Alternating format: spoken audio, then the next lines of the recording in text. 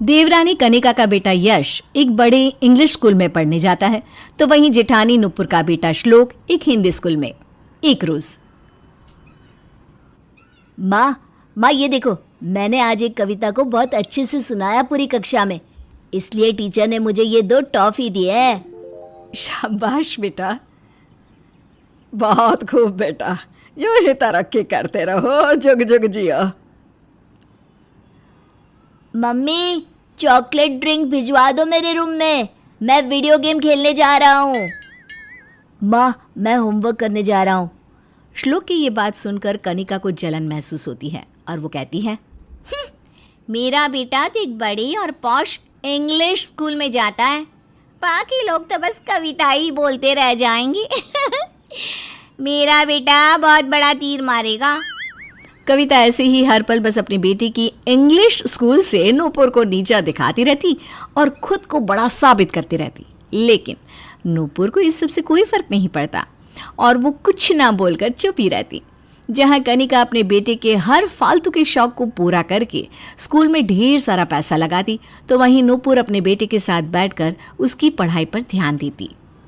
श्लोक बच्चा, ये ऐसे नहीं लिखते, इस पे ऊ की मात्रा लगाओ, तभी जाकर ये शब्द सरल और शुद्ध बनेगा, वरना इसे लोग अलग अंदाज में पुकारेंगे।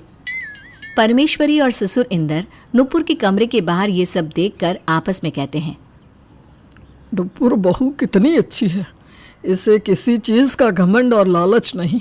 घर का सारा काम खत्म करके श्लोक के साथ देर रात बैठकर उसकी पढ़ाई पर ध्यान रखती है। आजकल के बच्चों को यही तो चाहिए कि जब वो पढ़ाई कर रहे हो तो उनके माँ या बाप उनके आसपास रहे। अक्सर माँ बाप से मिला हुआ सहारा हर बच्चे की ताकत बन जाता है। यश दिन भर एसी वाले कमरे में आराम से बैठकर कंप्यूटर पर वीडियो गेम खेलता है और जब भी कोई दरवाज़ा खोलकर कमरे में आता तो वो फौरन अपने हाथ में किताब ले लेता और पढ़ने का नाटक करता। और उसके माता पिता यानी कनिका और शान को लगता कि यश तो भाई पढ़ाई कर रहा है। अरे मेरा रॉक स्टार अब तक पढ़ाई कर रहा है। ये देखो यश, मैं तुम्हारे लिए ये आईपैड लाया हूँ, इससे तुम अपनी ऑनलाइन ट्यूशन क्लासेस अटेंड कर सकते हो और तो और ई बुक्स के जरिए अपने पर्सनल नोट्स को इसमें सेव कर सकते हो। Wow, thank you so much papa, you are the best dad in the world. मैं इस आईपैड का इस्तेमाल सिर्फ और सिर्फ पढ़ाई के लिए ही करूँगा। Thanks mummy. शान और कविता यश को बहुत लाड़ प्यार और दुलार से पालते हैं, उसकी हर एक ज़रूरत को तुरंत पूरा करते हैं। वहीं जेठ जेठानी नुपुर और विवेक दोनों भी श्लोक को टाइम और प्यार देते हैं। कनिका तो दिन में सिर्फ एक बार ही यश से मिलती है, बाकी टाइम अपनी सहेलियों के साथ सैर सपाटा करती रहती है और नुपुर को अकड़ दिखाना तो कनिका का रोज़ का ही हो जाता है। माँ जी, पापा जी, आज श्लोक के स्कूल में नृत्य प्रतियोगिता है, श्लोक ने भी हिस्सा लिया है, आप दोनों चलोगे ना?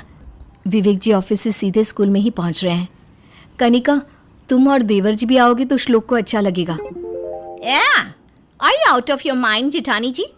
आपको पता है ना, मेरा बेटा शहर की टॉप और नंबर 1 स्कूल में पढ़ने जाता है।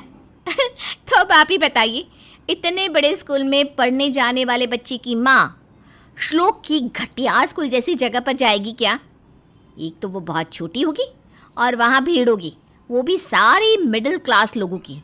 आई एम सो सॉरी, शान और मैं तो नहीं आ पाएंगे। टूडल्स।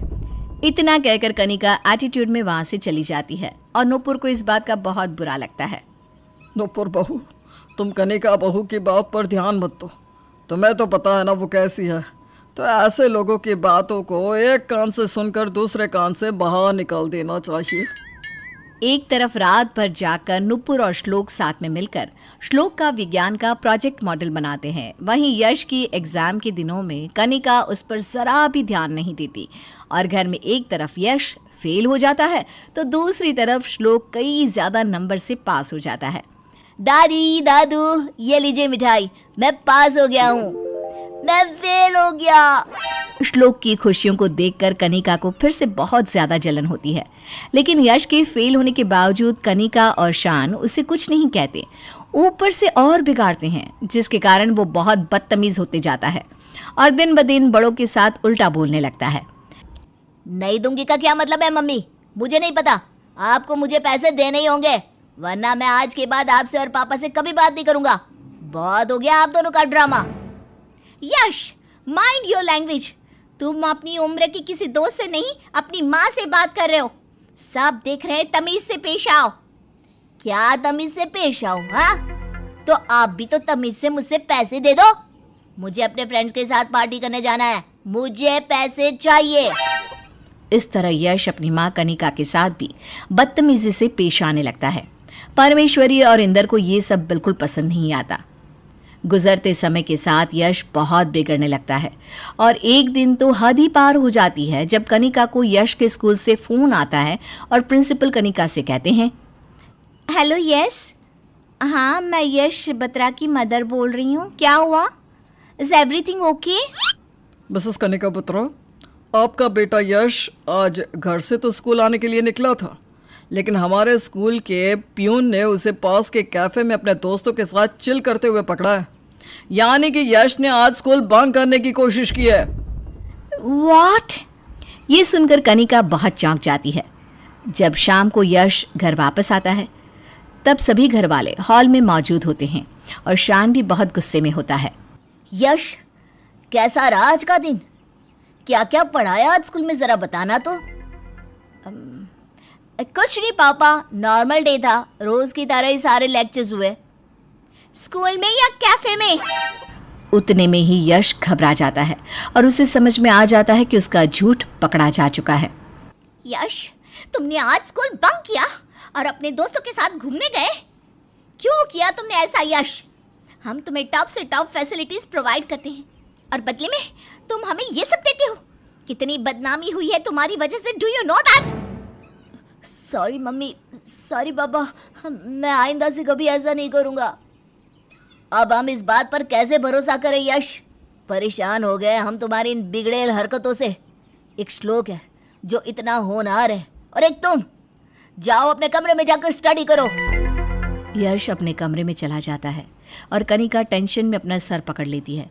तभी परमेश्वरी कहती है, कनिका बहू, तू स्कूल स्कूल करती है, इंग्लिश मीडियम का नारा लगाती है, लेकिन बच्चा बढ़ता है तो अपने घर से। देखो शान बेटा, कनिका बहू, सिर्फ बड़े स्कूल में एडमिशन कराने से, सारी अमीरों जैसी सुख सुविधा देने से और बेहिसाब पैसा लगाने से जिम्मेदारी खत्म नहीं होती तुम्हारी।